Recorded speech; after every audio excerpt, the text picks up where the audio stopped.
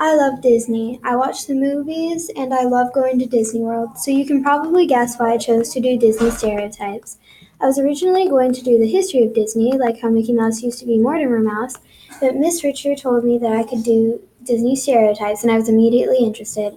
I thought it would be nice to view the movies from a different perspective.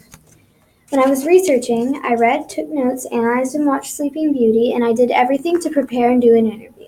I interviewed Dr. Bogad, who is Miss Richards' professor, and it helped that she was a teacher and knows how to talk to kids. My favorite part of research was, of course, the movie, and it wasn't because I got to watch it instead of working, which is why I have the smug face. I took notes, and I noticed things that I hadn't before I started researching, and I'll get to those later. The movie was not my first step in research. My first sources were articles. I read 3 of them, and 2 were related to Disney's Moana. From the first one, I learned that Disney has the voice actors in Moana have race or culture to match the characters that they're voicing. From the other one, I learned that Disney's costume for Maui is the same as blackface for Pacific Islanders.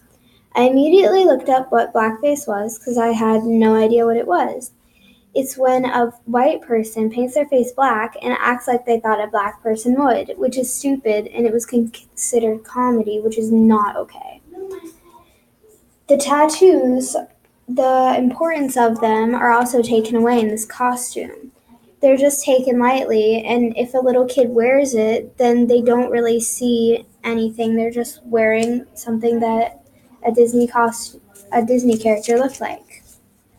So the triangle designs on the costume, they represent that a family believes a shark is their ancestor, and to just go around wearing that design not knowing what it means, it's kind of pointless. I learned about a stereotype from The Little Mermaid. It is that you should change yourself for a love interest. I did not think that's good at all. If you have to change yourself for someone, then that person does not deserve you. I learned this from my third article, 9 Harmful Stereotypes We Never Realized Our Favorite Disney Movies Taught Us by Michelle Flanagan. I saw something similar to this in Sleeping Beauty. The main character, Aurora, wanted to change herself for a stranger that she had just met. When she found out she was a princess and was destined to marry someone else, she was on her bed crying, but she had just met someone that same day. It did not make sense to me. Speaking of Sleeping Beauty, here are the things I noticed I said I would mention earlier.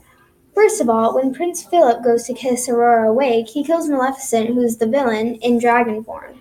And he just leaves, not even haunted by the life he ended, even if it's an evil one. They were normalizing violence. Also, the whole damsel in distress thing, where men have all the power and have to do all the saving, and women just sit, look pretty, and wait to be saved.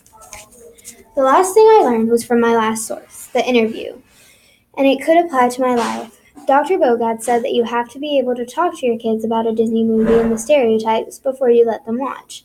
It can harm them if they believe everything they watch, because they would think that they have to be this and you have to be that.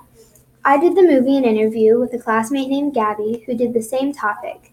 We thought we wouldn't have an interview because we called her twice. We forgot one time, she didn't pick up the other, and she finally picked up the last time, and we were so thankful. To wrap this up, the process of making the presentation was definitely more work than fun, but it helped me improve on note-taking and organizing and finding a reliable source. For note-taking and organizing, I had to take notes on Sleeping Beauty, and we had a note sheet to help us organize our notes. For finding a reliable source, that same note sheet made us do research on the author and the sites or article that we used.